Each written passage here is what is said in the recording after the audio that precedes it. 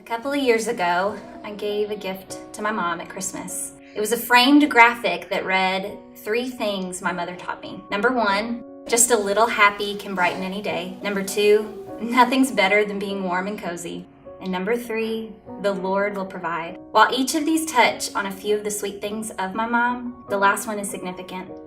I was a senior in high school, and I had just gotten my ACT score back, and it wasn't quite as high as I was hoping for. I knew my friends were having to take the test multiple times, so I asked my mom for advice. Mom, should I take this test again? Maybe it was the parenting style when you're raising your 4th child, but she smiled, sighed, and said, "Honey, the Lord will provide." This became an inside joke between us, but in reality, it portrayed her heart and her relationship with God. She walked intimately with Him and trusted in Him constantly. Her faith was one that radiated from her and only became stronger as she entered this difficult season of cancer. I remember coming to visit my mom shortly after her diagnosis, anxious of the things we may talk about, curious to gauge her physical ability, and unsure of how to comfort her.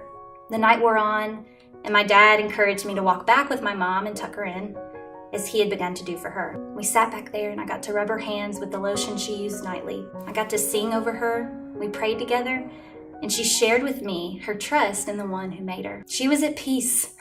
This season wasn't easy for her, but she was constantly laying down her fears and letting His faithfulness envelop her. I left for the night, and as I was driving, I was compelled to blast worship songs. Tears were flowing, and I spent time rejoicing in my Savior. It was a time where God met me and comforted me, a time where He used my mom to speak truth into me to where I fully believed it. This full surrender and belief led me into worship and precious time with Him. It was as if God had lifted every burden from me, and I was able to experience His pure joy. For just a moment, I was in this complete freedom of the Spirit. No worries, no burdens. My time with Mom had ushered me into a deeper experience with God than I had ever experienced before. This is who my mom is. Someone who loves and trusts God so much that His glory radiated from her. And I could see this light shine brighter through this difficult season. She was more beautiful than she had ever been.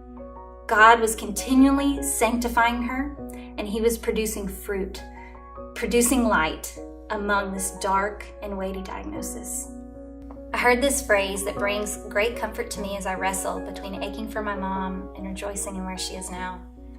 There will be times when Mom is not where she should be. Christmases will come when Mom should be there by the tree.